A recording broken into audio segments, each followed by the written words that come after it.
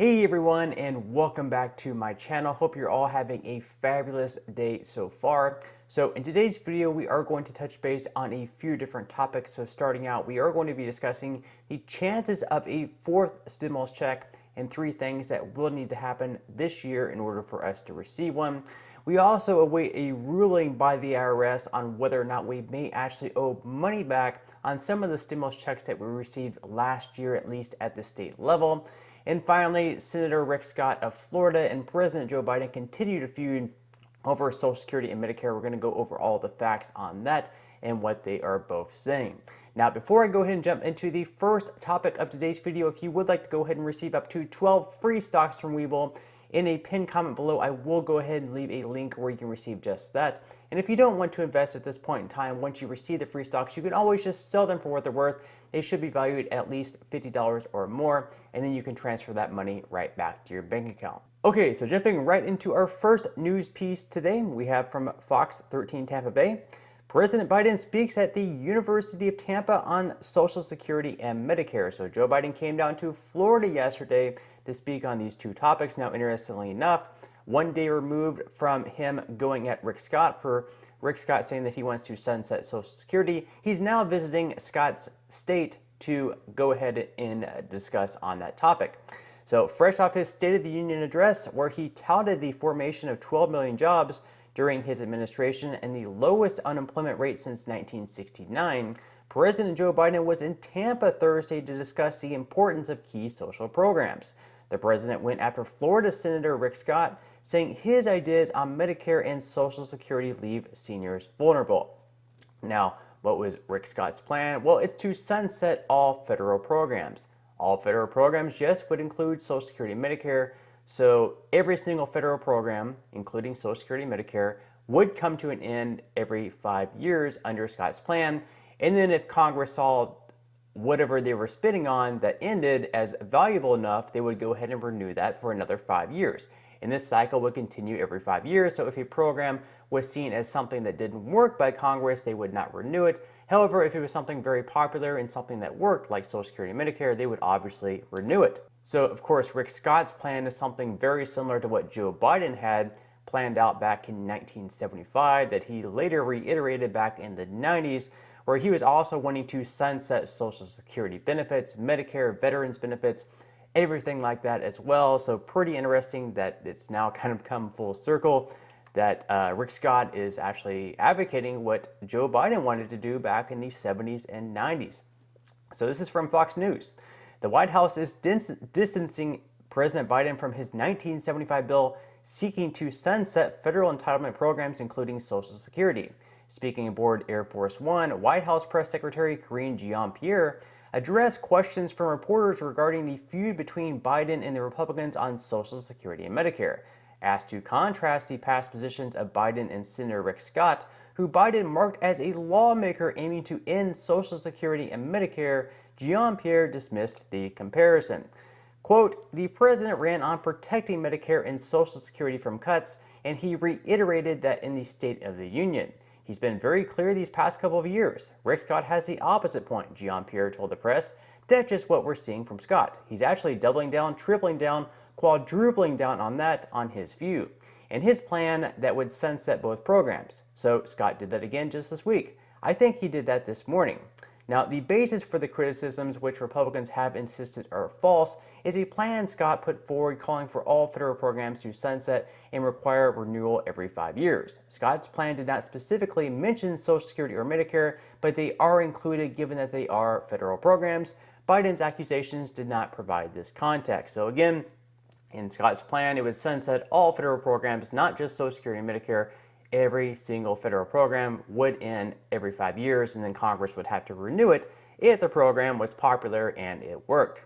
Now, of course, with Joe Biden visiting the state of Rick Scott that he's a senator in, he actually challenged Joe Biden to a debate over Social Security and Medicare. Of course, Joe Biden never responded, and they never had this debate, but Rick Scott did post on Twitter, "Welcome to Florida, Joe Biden. Since you can't stop talking about me and lying to Floridians about Social Security and Medicare, I'm sure you'll accept my invitation to debate the issue. I'll be back in Florida tonight. You pick the time and place." And no response from Joseph Biden.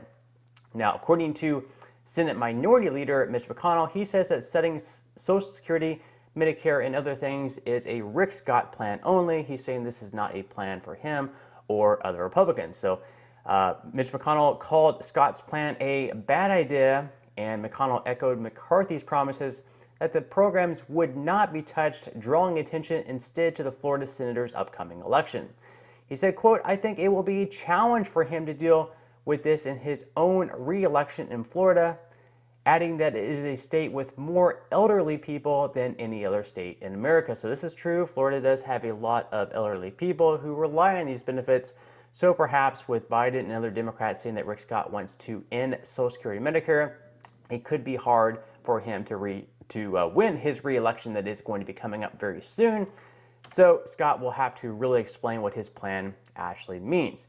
Now, either way, something about Social Security does need to get done, as the trust fund will be insolvent within the next 10 years, where they will only be able to pay out around 77% of the benefits, meaning that if you receive Social Security benefits right now, you will be receiving a cut of around 23% if they don't get anything done. Now, in order to make Social Security solvent for the next 75 years, the trustees have done the math, and they say that these three things must be done, or perhaps something else, but this is just three other ideas. So the first idea is to increase the payroll tax that funds Social Security from 12.4% to 15.6%. So if you work right now, you would be paying more taxes. Now, there is a cap on that, but yes, that is a steep tax increase. Now, the second one would be to reduce benefits by more than 20% to all current and future recipients, or more than 24% for future recipients. Now, this would be a bad deal because right now what you're receiving probably isn't enough. And if they were going to cut your benefits by 20% or 24% in the future, obviously that's going to make it even more difficult. And their third idea is to combine some version of the tax increase and the benefit reduction. So they could increase taxes to, let's say, 13.8%, and then they could reduce benefits by, let's say, like 8%. Again, this would be a bad idea. People pay more in taxes. Difficult for them, already not getting enough in their paycheck. If they have to pay more taxes, it's going to be even less take-home pay. And then for people receiving the benefits to have a cut to the benefits, obviously that's going to be pretty difficult as well. So you really don't want to see either of those ideas take place. Unfortunately, some tough decisions need to be made though. Now, in some other news, of course, we had those stimulus checks going out last year. No, not at the federal government level. We've only had 3 of those, but 19 states in total actually sent out inflation relief checks. So if you're one of those, the IRS has a news update for you. So if you got inflation relief checks from your state, the IRS wants you to wait to file your taxes. Why is that? We're 2 weeks into tax season, but the IRS is urging people in at least 19 states to hold off on filing their tax returns. The reason? The agency is still figuring out how to handle special tax refunds and other payment states issued in 2022.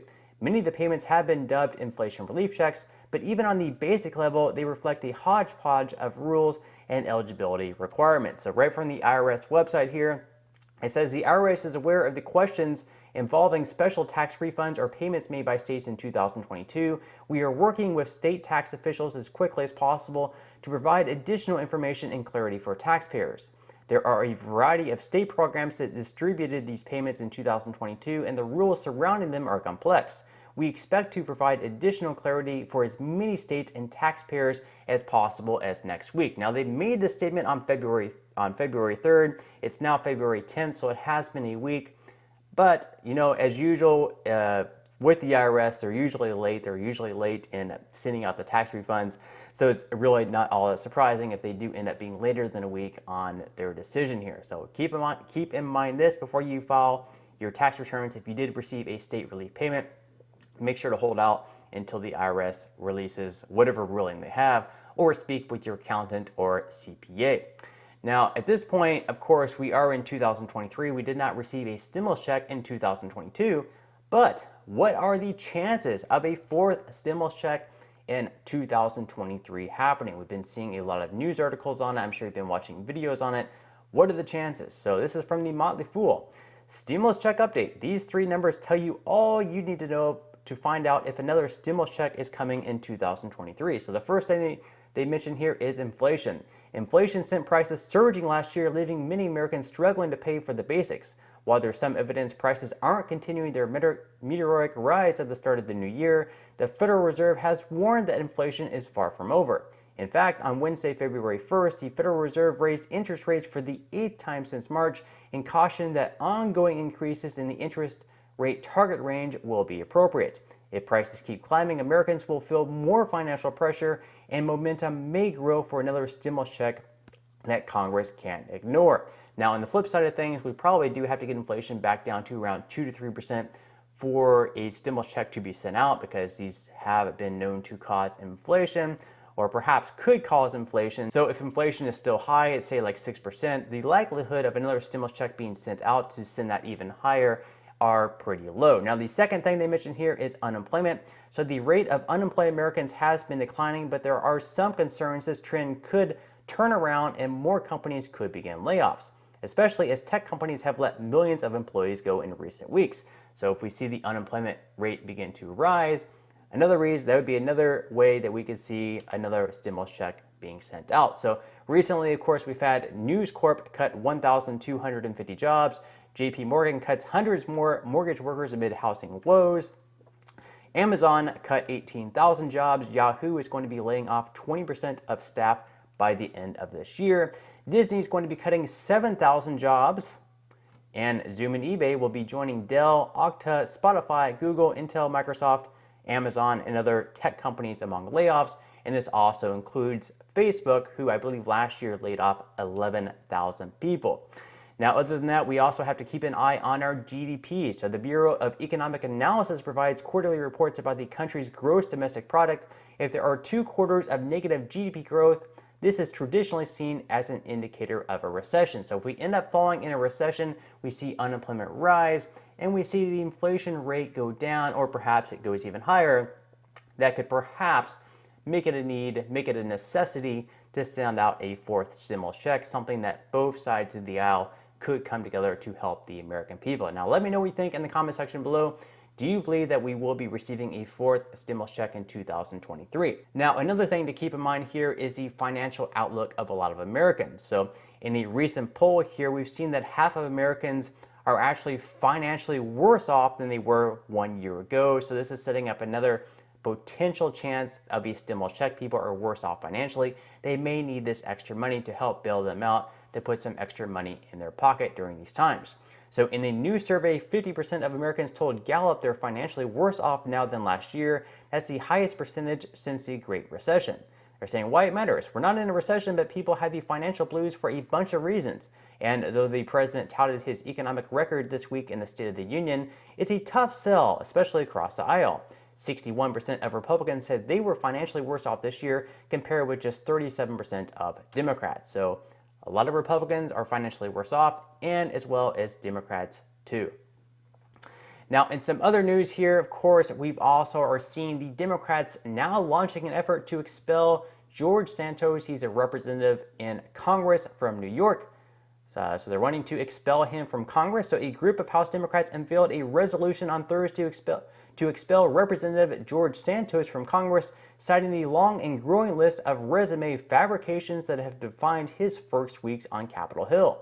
He said, quote, "This is not just a simple liar," Daniel Goldman told reporters on the steps of the Capitol. "This is a con man who does not belong in Congress, and he needs to go." So among his lies, apparently, from the intelligencer, this is not me, they could be the truth. I don't want to, slander him in any way here, but this is from the intelligencer.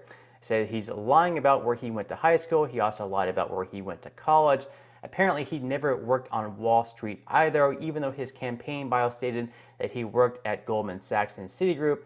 Representatives of both companies told the Times they had no record of his employment. And recently, he was also charged with theft in a 2017 case tied to Amish dog breeders. So apparently, the New York congressman had the charges dismissed and his record expunged after claiming his checkbook was stolen. So basically, to get his position, he had to lie about where he went to high school, apparently where he went to college, where he worked. If he didn't lie, sure, there was always a chance that he would still get elected. But of course, having that great resume of working on Wall Street, going to a prestigious high school and college, that certainly had to help him. So, you know, you have to wonder, it's got to be a lot of pressure for him going to Washington every day, getting hounded by reporters. None of his co-workers in Washington really like him. Even Republicans are kind of turning their back to him. So it's got to be tough. He really has no chance of being reelected in 2024. So I think he probably just wants his, you know, comfy paycheck over the next couple of years. And then from there, you know, what's he going to do? He's not going to get reelected. Some other Republican is going to beat him in the primary. And then from there, who knows what he's going to do? Maybe he can write a book or something like that. I have no idea on that. But let me know what you think about that in the comment section below. But that's all the news that we have for today's video. Hope you enjoyed. If you did, make sure to give this video a like, subscribe to my channel if you have not already, and I will see you in the next video.